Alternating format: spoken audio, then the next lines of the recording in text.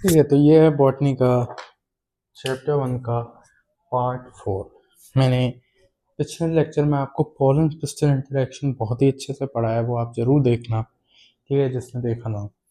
अब आज हम ये सेकंड लास्ट लेक्चर रहेगा मेरा, ठीक है, या शायद ये लास्ट लेक्चर हो। आज हम ख़त्म कर देंगे चैप्टर। तो फटाफट हेडिंग डालेगा एंडोस्पर्म फॉर्मेशन। एंडोस्पर्म पहली हेडिंग डालेगा एंडोस्पर्म फॉर्मेशन, ठीक है। इसमें लिखिएगा endosperm formation takes place. Endosperm formation takes place. Endosperm formation takes place before embryo because it provides nutrition. To the developing embryo, ठीक है। तो एंडोस्पर्म ये सब बनना एम्ब्रियो के बनने से पहले हो जाता है, क्योंकि एम्ब्रियो बन जाएगा तो उसको न्यूट्रिशन कौन प्रोवाइड करेगा? एंडोस्पर्म, ठीक। अब लिखिएगा there are two types of endosperm development. लिखिएगा there are two types of endosperm development on the basis of cytokinesis as follow. On the basis of cytokinesis as follow.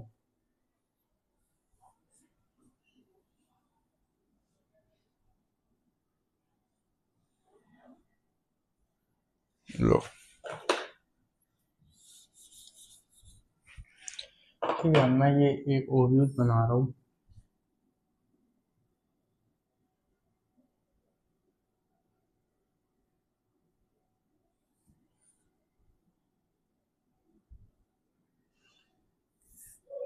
ठीक है,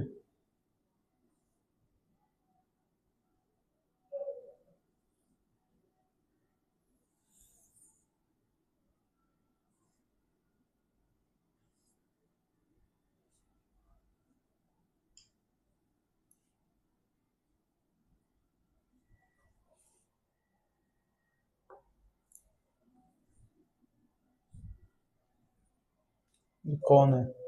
ovule. इसमें इसको कहते हैं primary endosperm cell.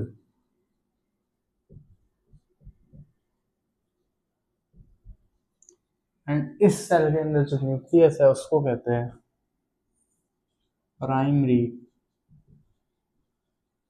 Endosperm nucleus,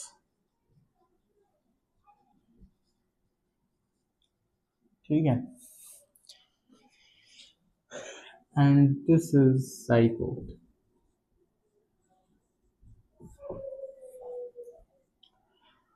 अब ये जो तुम्हारा जाइगोट है, ओ प्राइमरी एंडोस्पर्म सेल है, ठीक है।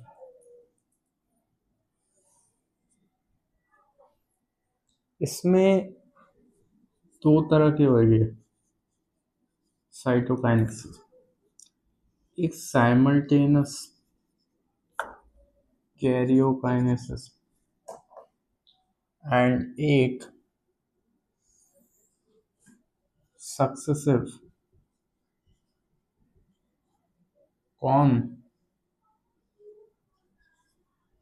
कैरियोकाइनेसिस। इसमें देखना ये एंडोस्पर्म सेल बना दिया, और let me make clear to you that it's provide 3n। पूरे चैप्टर में एक यही सेल है जिसकी 3n है, n और 2n के अलावा, तो ऑब्वियसली इम्पोर्टेंट हो गया। वैसे एक एंगल से देखा जाए तो इम्पोर्टेंट नहीं भी है, तो ये तो सबको याद हो ही जाएगा कि बस एक पीई सी ही है जिसकी 3n है, ठीक है।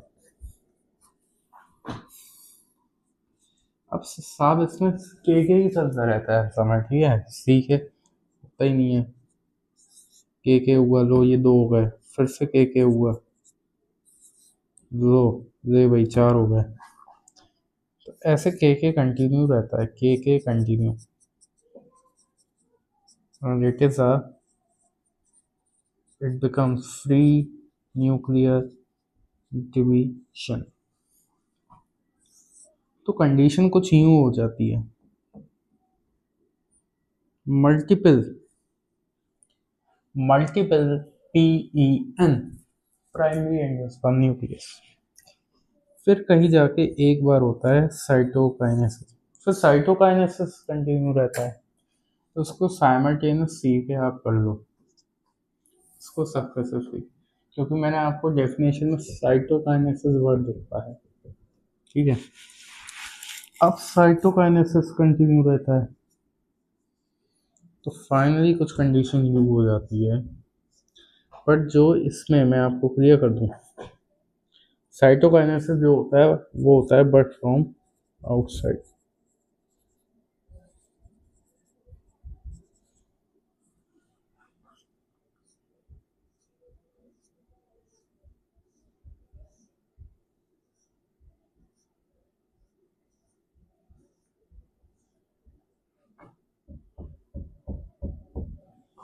ये कुछ कंडीशन बन जाती है आपके ओव्यूल की आफ्टर साइमल्टेनियस साइटोकाइनेसिस, इसको बोलते हैं फ्री न्यूक्लियर एंडोस्पर्म।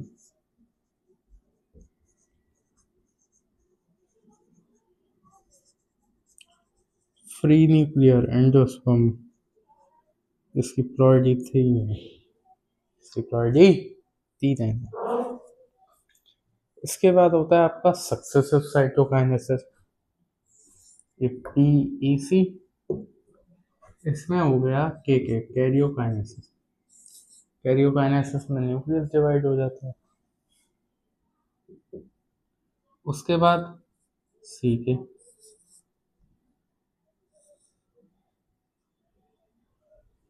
ऐसे कंटिन्यू रहता है, तो लास्ट में कुछ कंडीशन ये हो जाती है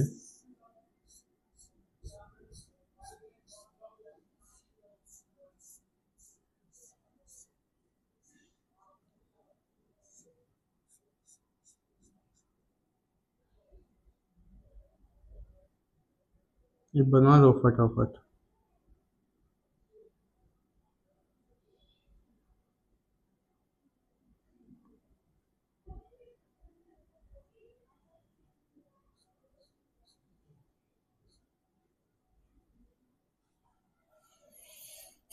एंड इसको कहते हैं सेलुलर एंडोस्पर्म।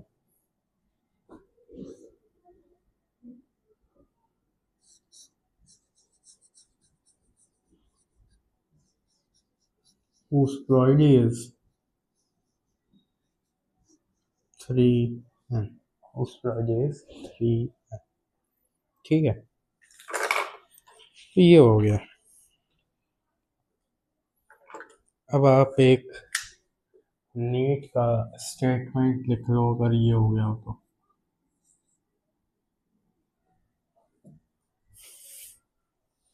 देखिएगा कोकोनट कंटेन्स, तो ये समझ में आ गया होगा, एक साइमल्टेनियस साइटोकाइनेसिस होता है, एक successive. Therefore endosperm development is classified into 2 types on the basis of cytokinesis. ठीक, अब लिखिएगा, देखिएगा coconut contains both types of endosperm. Coconut contains both type of endosperm, that is coconut water is free nuclear division, that is तो coconut का water आप पीते हो वो फ्री न्यूक्लियर डिवीजन होता है ये वाला। बट जो उसका कर्नल होता है coconut kernel, it is cellular endosperm. तो ये ठीक है, ये इंपॉर्टेंट हो जाता है कोकोनट वाला केस। कोकोनट का जो वाटर होता है वो फ्री न्यूक्लियर डिवीजन वाला होता है,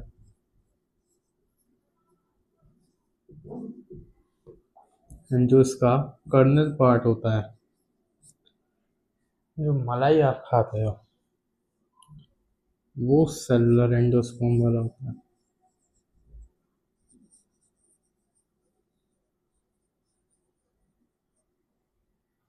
ठीक है, एक और नीट का पॉइंट लिख लो, लिखिएगा endosperm is nutritive. Endosperm is nutritive. Therefore, it contains biomolecules such as starch. Therefore, it contains biomolecules such as starch, protein, carbohydrate, sugar, ठीक है, oils, cellulose and hemicellulose. Oil जैसे castor oil, cellulose and hemicellulose. Hemicellulose किसमें होता है? Dates में, खजूर, date palm, ठीक है, ये हो गया। अब आप एक लाइन लिखना, ड्यूरिंग एवोल्यूशन, स्टार मार्क्स लगा के लिखना, ड्यूरिंग एवोल्यूशन। देखिएगा, during evolution there are some plants which had developed there are some plants which had developed during evolution. There are some plants which had developed many ovules. Ovules तो कई सारे हो गए, but ovary single या small, but small ovary, very small ovary. Therefore the size of ovule become very small. Therefore the size of ovule become very small.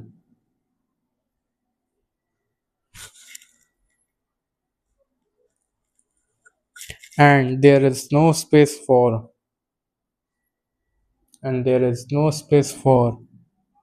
endosperm development.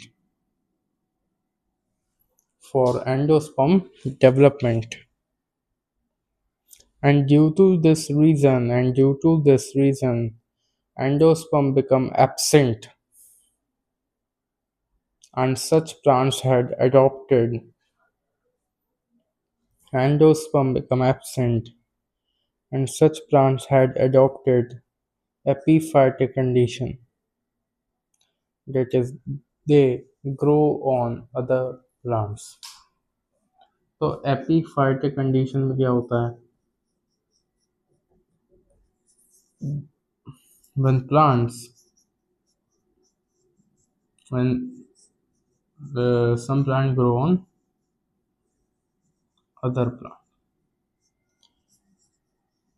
If an ovule grow on other plants, ठीक है, plant की जगह ovule या endosperm होना चाहिए। ये embryo कह लो, ठीक है। एग्जाम्पल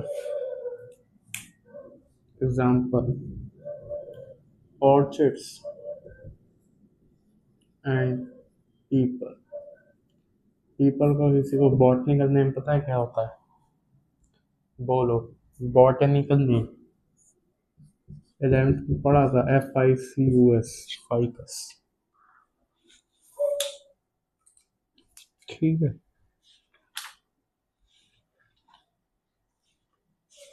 अब अगली हेडिंग डालना, सीड।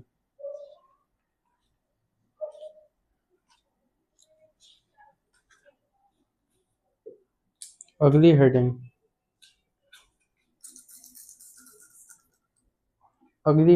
सीड।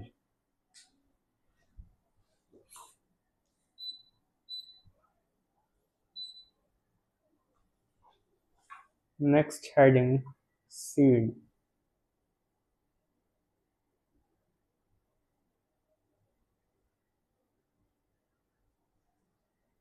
ठीक है।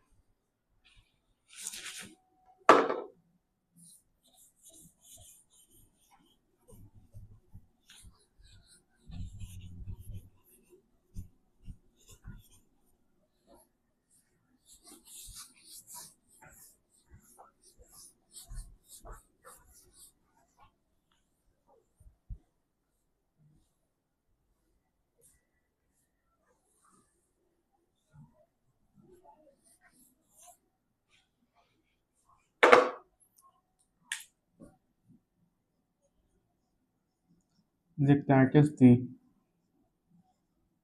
ripened form of ovule। ठीक है।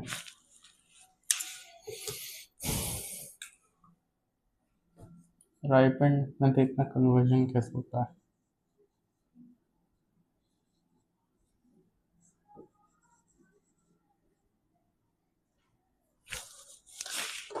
एग से जाइगोट बनता है।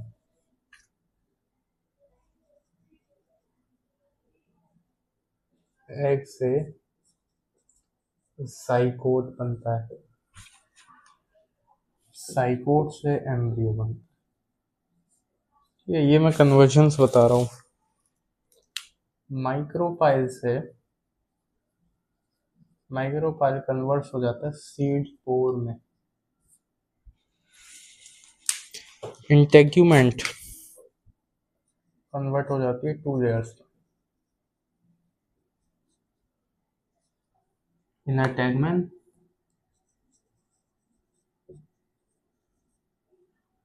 आउटर टेस्टा।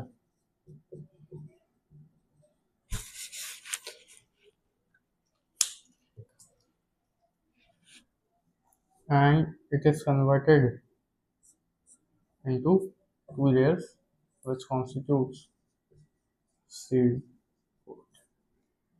ये हो जाता है, ऐसे बनता है सीड ओव्यूल के पार्ट से। एंड जो प्राइमरी एंडोस्पर्म सेल होता है,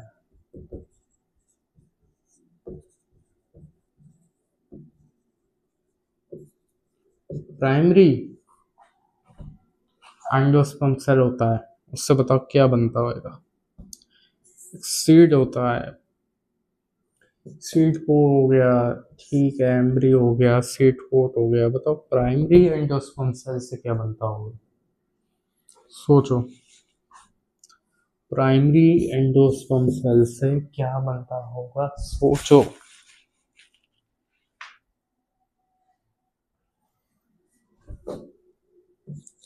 सही बताया होगा बच्चों ने, endosperm.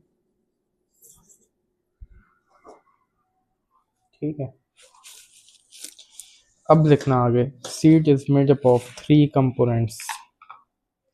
Seed is made up of 3 components.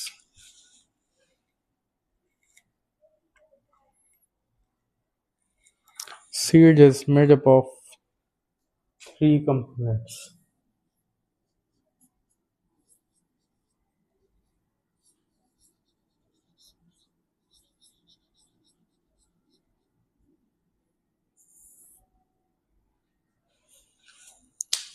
पहला seed coat,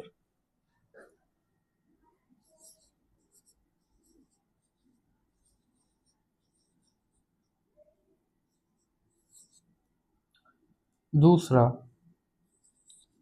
embryo with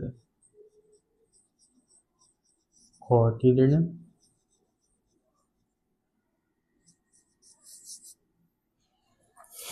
and तीसरा एंडोस्पर्म। ठीक है,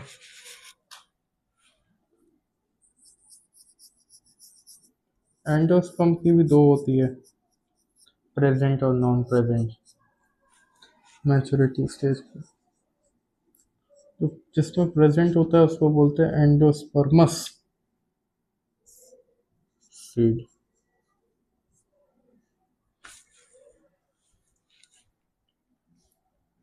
इसमें जनरली तुम्हारे मोनोकोट आते हैं, वीट, राइस, ठीक है, मेज,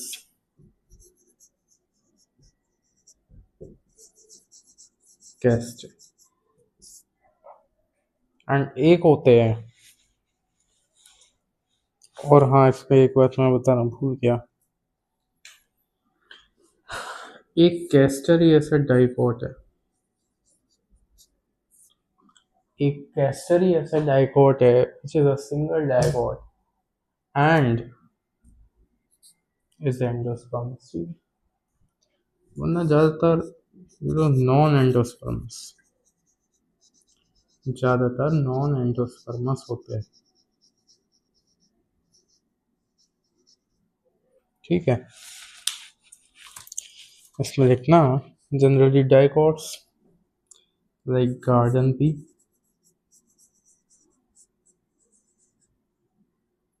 ग्रेन्स, बीन्स, ईटीसी, ठीक है। बट इसमें भी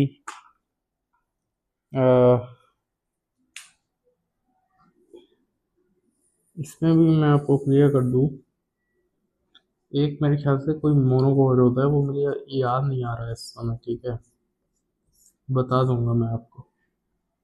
देख रहे हैं शायद एनसीईआरटी में तो गिवन नहीं होगा वैसे। और लिखना if remains of nucellus is present, अभी मैंने पढ़ा है नहीं आपको, ठीक है। जो तुम्हारा एम्ब्रियो होता है मोनोकोट डाइकोट है, उसमें एक न्यूसेलस होता है। तो इफ न्यूसेलस अक्सर कब पढ़ा हो, वो सबसे बच्चों को बोरिंग डिफिकल्ट टॉपिक लगता है, इससे लास्ट में रखा है। देखो मैंने कहा ना, मेरा पढ़ाने का तरीका सबसे अलग होगा, आप सारे यूट्यूबर में देख यूट्यूबर टीचर्स, लेकिन जिसने सीरियसली पढ़ लिया मेरे साथ सेक्शन को, if nucellus is also present,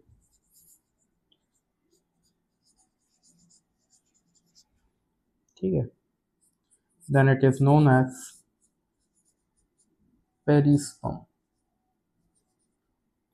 मैं आपको क्लियर कर दूं, यूट्यूब पे बच्चे सोचते हैं कि भाई हम कोचिंग तो ले ही रहे हैं ऑफलाइन, हम सिर्फ इस पर एक बार देखना है, जल्दी जल्दी देख लो, ठीक है, फास्ट फास्ट 2x स्पीड। अब मेरी तो पहले से 0.5x स्पीड है, मैं आपको क्लियर कर दूं। बट यूट्यूब पे पढ़ाई ऐसे ही होती है, क्योंकि अगर आप कोचिंग जाते हो, कोचिंग में भी ऐसी पढ़ाई, कोचिंग में और धीरे पढ़ाई, ठीक है। मैंने आपका ये चैप्टर 5 लेक्चर में खत्म कर दिया, वो भी एवरेज अगर लगा दो एक लेक्चर का तो 45 मिनट, 40 मिनट। आकाश में जाओगे, पीडब्ल्यू में जाओगे, किसी भी कोचिंग में जाओगे, ये चैप्टर वहाँ पे 30 डेज चलता है, या 25 डेज, या 20 डेज, एंड इसमें 10 लेक्चर लगते हैं, एक लेक्चर होता है 1 आवर 20 मिनट का मान लो, एंड कंटेंट सेम है, ठीक है, बस इसमें से छाट दिया, जो फालतू चीज़ है वो हटा दिया, ठीक है। इसमें देखना एग्जाम्पल हो गया इसका, beat and black pepper,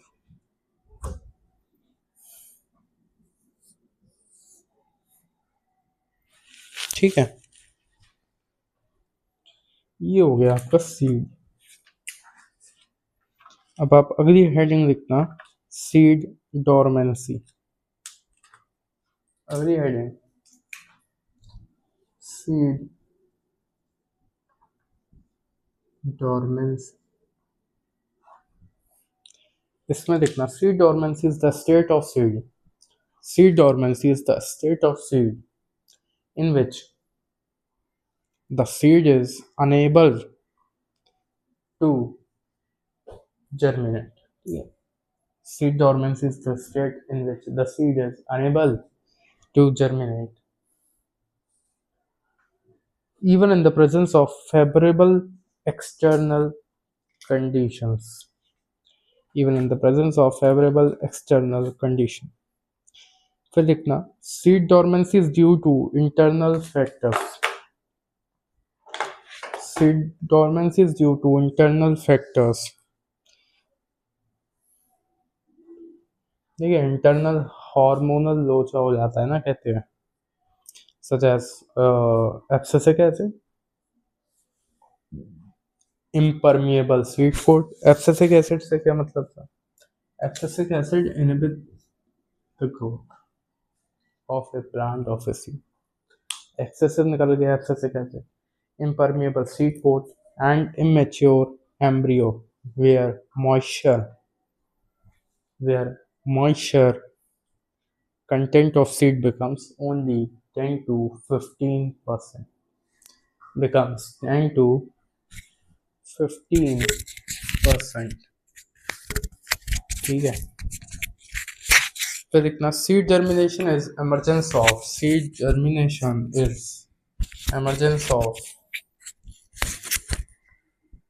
radical by rupturing the seed coat, radical by rupturing the seed coat after breaking the seed dormancy.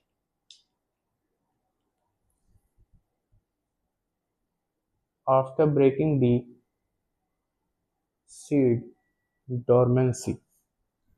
ठीक है, ये हो गया आपका सीड डॉर्मेंसी। अब आप नेक्स्ट हेडिंग लिखो seed viability.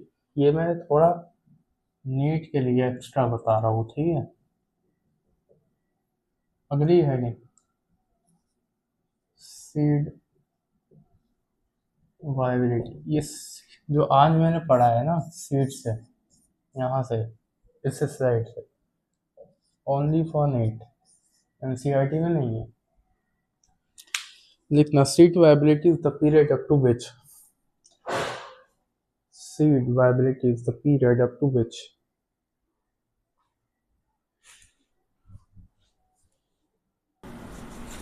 which seed has capacity to germinate.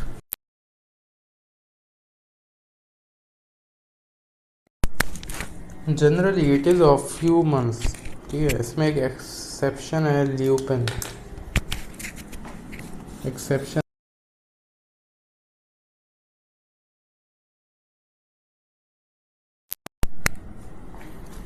ठीक है। Extracted from Arctic tundra reason.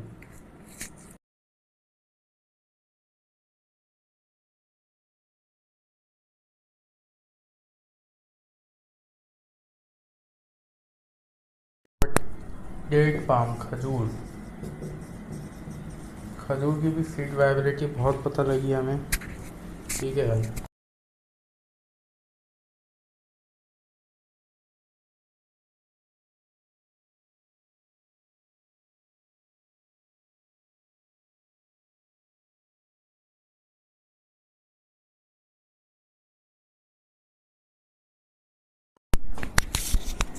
Seeds are responsible for following functions. पहला, to protect embryo, embryo को seed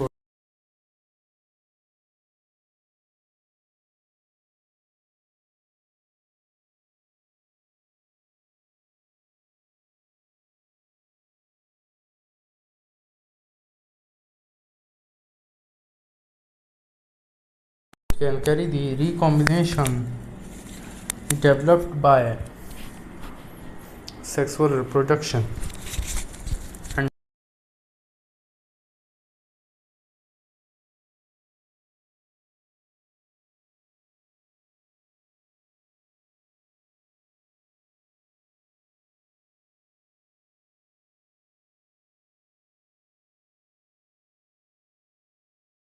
सर बचा है मोनोकॉट एम्ब्रियो और डाइकॉट एम्ब्रियो, वो मैं अगले लेक्चर में 15 मिनट्स में आपका कंप्लीट करा दूँगा, ठीक है।